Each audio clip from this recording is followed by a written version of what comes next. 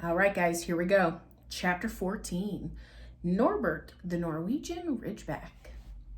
Quirrell, however, must have been braver than they thought.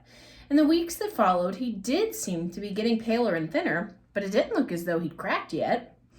Every time they passed the third floor corridor, Harry, Ron, and Hermione would press their ears to the door to check that Fluffy was still growling inside. Snape was sweeping about in his usual bad temper, which surely meant that the stone was still safe. Whenever Harry passed Quirrell these days, he gave him an encouraging sort of smile, and Ron had started telling people off for laughing at Quirrell's stutter. Hermione, however, had more on her mind than the Sorcerer's Stone. She had started drawing up study schedules and color-coding all her notes. Harry and Ron wouldn't have minded, but she kept nagging them to do the same. Hermione, the exams are ages away. 10 weeks, Hermione snapped. That's not ages. That's like a second to Nicholas Flamel. But we're not 600 years old, Ron reminded her. Anyway, what are you studying for? You already know it all. What am I studying for? Are you crazy? You realize we need to pass the exams to get into the second year. They're very important. I should have started studying a month ago. I don't know what's gotten into me. Unfortunately, the teachers seemed to be thinking along the same lines as Hermione. They piled so much homework on them that the Easter holidays weren't nearly as much fun as the Christmas ones. It was hard to relax with Hermione next to you reciting the 12 uses of dragon's blood or practicing wand movements. Moaning and yawning, Harry and Ron spent most of their free time in the library with her, trying to get through all their extra work. I'll never remember this, Ron burst out one afternoon, throwing down his quill and looking longingly out of the library window. It was the first really fine day they'd had in months. The sky was a clear, forget-me-not blue, and there was a feeling in the air of summer coming. Harry, who was looking up Dittany and 1,000 magical herbs and fungi, didn't look up until he heard Ron say, "Hagrid, what are you doing in the library?" Hagrid shuffled into view, hiding something behind his back. He looked very out of place in his moleskin overcoat. "Just looking," he said in a shifty voice that got their interest at once. "And what are you lot up to?" He looked suddenly suspicious. "You're not still looking for Nicholas Flamel, are you?" "Oh, we found out who he is ages ago," said Ron impressively. "And we know what the dog's guarding. It's a sorcerer's..." Shh! Hagrid looked around quickly to see if anyone was listening. "Don't go shouting about it. What's the matter with you?" "There are a few things we wanted to ask you, as a matter of fact," said Harry, "about what's guarding the stone, apart from Fluffy." "Shh!" said Hagrid again. "Listen, come and see me later. I'm not promising I'll tell you anything, mind, but don't go rabbiting around in here. Students aren't supposed to know. They'll think I've told you." "See you later then," said Harry. Hagrid shuffled off. "What was he hiding behind his back?" said Hermione thoughtfully. "Do you think it had anything to do with the stone?" "I'm going to see what section he was in," said Ron, who'd had enough of working. He came back a minute later with a pile of books in his arms and slammed them down on the table. "Dragons," he whispered. "Hagrid was looking up stuff about dragons. Look at these. Dragon species of Great Britain and Ireland, from egg to inferno, a dragon keeper's guide." "Hagrid's always wanted a dragon. He told me so the first time I ever met him," said Harry. "But it's against our laws," said Ron. "Dragon breeding was outlawed by the Warlocks Convention of 1709. Everyone knows that. It's hard to stop muggles from noticing us if we're keeping dragons in the back garden. Anyway, you can't tame dragons. It's dangerous. You should see the burns Charlie's got off wild ones in Romania." "But there aren't wild dragons in Britain," said Harry. "Of course there are," said Ron. "Common Welsh green and Hebridean blacks. The Ministry of Magic has a job hushing them up, I can tell you.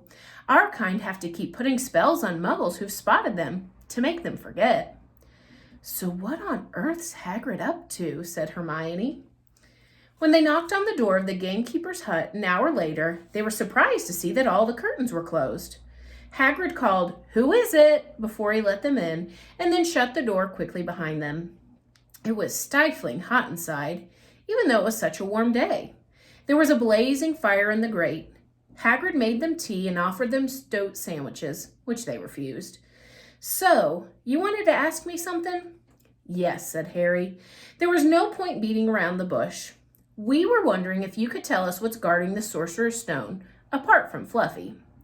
Hagrid frowned at him. "Of course I can't," he said. "Number one, I don't know myself.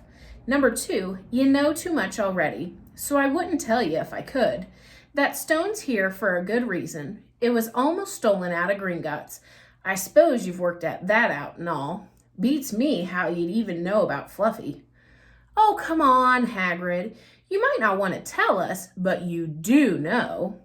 "Everything that goes on around here," said Hermione in a warm, flattering voice. Hagrid's beard twitched, and they could tell he was smiling. "We only wondered who had done the guarding, really," Hermione went on. "We wondered who Dumbledore had trusted enough to help him. Apart from you." Hagrid's chest swelled at these last words. Harry and Ron beamed at Hermione. "Well, I don't suppose it could hurt to tell you that. Let's see. He borrowed Fluffy from me. Then suppose some of the teachers did enchantments. Professor Sprout, Professor Flitwick, Professor McGonagall." He ticked them off on his fingers. "Professor Quirrell. And Dumbledore himself did something, of course. Hang on. I've forgotten someone. Oh, yeah. Professor Snape." "Snape?" "Yeah. You're not still on about that, are you? Look, Snape helped protect the stone. He's not about to steal it." Harry knew Ron and Hermione were thinking the same as he was.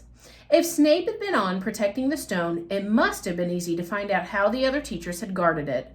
He probably knew everything, except, it seemed, Quirrell's spell and how to get past Fluffy. "You're the only one who knows how to get past Fluffy, aren't you, Hagrid?" said Harry anxiously. "And you wouldn't tell anyone, would you? Not even one of the teachers?" "Not a soul knows except me and Dumbledore," said Hagrid proudly. "Well, that's something," Harry muttered to the others. "Hagrid, can we have a window open? I'm boiling." "Can't, Harry. Sorry," said Hagrid. Harry noticed him glancing at the fire. Harry looked at it too. "Hagrid, what's that?" But he already knew what it was. In the very heart of the fire, underneath the kettle, was a huge black egg. "Ah," said Hagrid, fiddling nervously with his beard. "That's, Where did you get it, Hagrid?" said Ron, crouching over the fire to get a closer look at the egg. "It must have cost you a fortune." "Want it," said Hagrid. "Last night I was down in the village having a few drinks and got into a game of cards with a stranger. I think he was quite glad to be rid of it, to be honest." "What are you going to do with it when it's hatched?" said Hermione. "Well, I've been doing some reading," said Hagrid, pulling a large book from under his pillow. "Got this out of the library. Dragon Breeding for Pleasure and Profit. It's a bit out of date, of course, but it's all in here. Keep the egg in the fire, 'cause their mothers breathe on them, see? And when it hatches, feed it on a bucket of brandy mixed with chicken blood every half hour. And see here, how to recognize different eggs. What I got there's a Norwegian Ridgeback. They're rare, them." He looked very pleased with himself, but Hermione didn't. "Hagrid, you live in a wooden house," she said. But Hagrid wasn't listening. He was humming merrily as he stoked the fire. So now they had something else to worry about. What might happen to Hagrid if anyone found out he was hiding an illegal dragon in his hut? "Wonder what it was like to have a peaceful life," Ron sighed. And as evening after evening they struggled through all their extra homework they were getting. Hermione had now started making study schedules for Harry and Ron too. It was driving them nuts. Then one breakfast time, Hedwig brought Harry another note from Hagrid. He had written only 2 words. "It's hatching." You have to come back next week to hear some more. Bye, guys.